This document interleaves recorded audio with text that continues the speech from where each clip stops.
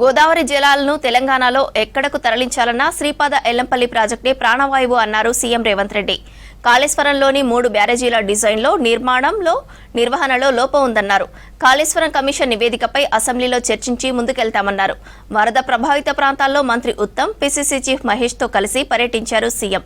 Yellampalli project వరద ప్రవాహాన్ని పరిశీలించారు.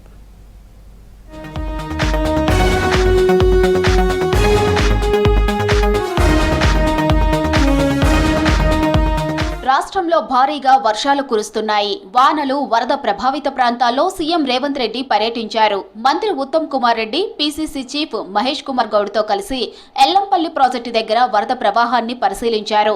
స్ట్రాటజిక్ లొకేషన్తో కట్టిన ప్రాజెక్ట్ శ్రీపాద ఎల్లంపల్లి అని, కూలిపోయిన ప్రాజెక్ట్, నిలబడిన ప్రాజెక్టుకు మధ్య ఎంతో తేడా ఉందన్నారు సీఎం రేవంత్ రెడ్డి. నిపుణులు కట్టిన ప్రాజెక్టు కాబట్టే ఎల్లంపల్లి దశాబ్దాలుగా నిలబడిందన్నారు. మొత్తానికి గోదావరి జలాలకు మనకు శ్రీపాద ఎల్లంపల్లి అనేది ఒక పెద్ద జంక్షన్. ఎక్కడి వైపు నీళ్లను నువ్వు కదిలించాలన్నా, లిఫ్ట్ చేయాలన్నా, పంప్ చేయాలన్నా ఇదే మనకు జంక్షన్.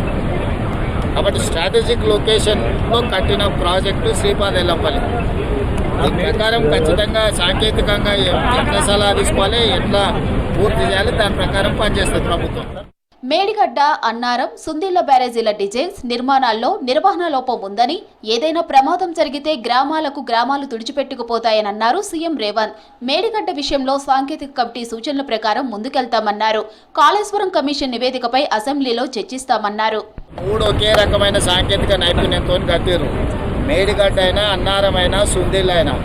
వాళ్ళు ఏంటంటే అతి తెలివితేటలతో మామ అల్లుడు ఏమనుకుంటారంటే ఒక ఆయన స్వాతిముత్యం అనుకుంటాడు, ఇంకొక ఆయన ఆనిముత్యం అనుకుంటాడు.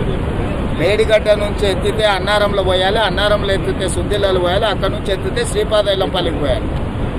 ఒకే రకమైన సాంకేతిక నైపుణ్యంతో అంటే అన్నిటికీ దాంట్లో ఉన్న సమస్య ఒకే రకమైన సమస్య. డిజైన్లో లోపం ఉంది, నిర్మాణంలో లోపం ఉంది, నిర్వహణలో లోపం ఉంది. 3 రకాల లోపాలు ఉన్న దాంట్లో హరీష్ రావు లేకపోతే తారక రామారావు కోరుకున్నాడని ఎత్తేదన్నా పోసింది అనుకో, అది కూలిందనుకో, ఇట్లా చాలా గ్రామాలే తుడిచిపెట్టుకపోతాయి. ఈ ఆల్రెడీ కమిషన్ రిపోర్ట్ ఇచ్చింది కదా, అసెంబ్లీలో చర్చ చేసి మీకు అన్ని వివరాలు అక్కడనే చెప్తాను. వరద పరిస్థితిపై అధికారులను అడిగి వివరాలు తెలుసుకున్న సీఎం రేవంత్ రెడ్డి పలు సూచనలు చేశారు. వర్షాల వల్ల జరిగిన నష్టాన్ని అంచనా వేసేందుకు సీఎం రేవంత్ రెడ్డి, మంత్రి ఉత్తమ్, పీసీసీ చీఫ్ మహేష్తో కలిసి ఏరియల్ సర్వే చేశారు. పోచారం ప్రాజెక్టుతో పాటు కామారెడ్డిలో లోతట్టు ప్రాంతాలను ఏరియల్ సర్వే చేశారు. అంతకుముందు గోదావరి తల్లికి పట్టు వస్త్రాలు సమర్పించారు సీఎం రేవంత్.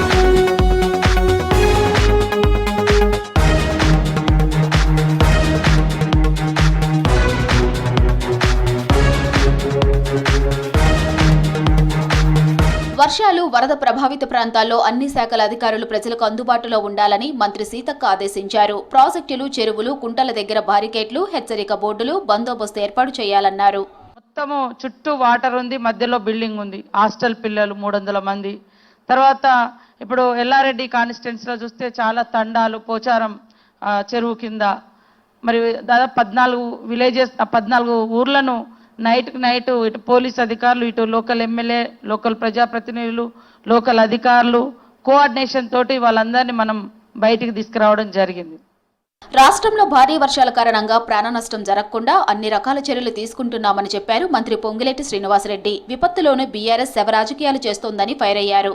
సుమారు 7-8 ప్రదేశాల్లో 75-76 మందిని సురక్షిత ప్రాంతానికి ఎన్డీఆర్ఎఫ్, ఎస్డీఆర్ఎఫ్ టీములు ఏవైతే గత సంవత్సరం వచ్చిన వరదల్ని దృష్టిలో పెట్టుకొని రాష్ట్ర ప్రభుత్వం తర్ఫీదు చేసిన టీముతో పాటు వారికి ప్రత్యేకమైన ఎక్విప్మెంట్ని కూడా రాష్ట్ర ప్రభుత్వం ఏర్పాటు చేసిన కారణంగా ప్రాణ నష్టాన్ని అయితే స్వల్పంగా ప్రాణ నష్టంతో కాపాడగలిగాం.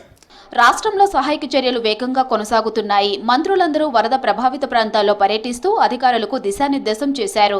ప్రజలకు ఇబ్బందులు రాకుండా రెస్క్యూ కొనసాగిస్తున్నారు.